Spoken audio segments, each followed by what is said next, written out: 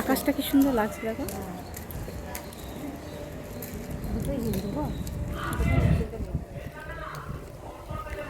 শুনে কেমন লাগে বলো, ভিডিও আজকে আমার ছেলের স্কুলের অঙ্কন পরীক্ষা ছিল, তো ছেলেকে নিয়ে স্কুলে গেছিলাম। বেশিক্ষণ সময় লাগবে না, 1 ঘন্টা মতো সময় লাগবে, যেহেতু ছোট তো ওরা আর কি পরীক্ষা দেবে।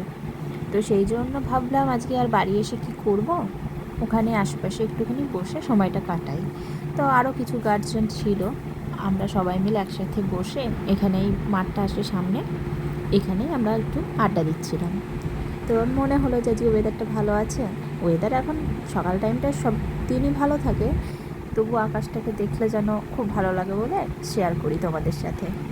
তো এই দেখো, এই মাঠটা যখন মানে কাদা জল থাকে না শীতকালে গরমকালে, তখন বেশ ভালো লাগে। এক সাইডে আমরা সবাই মিলে বসে থাকতাম।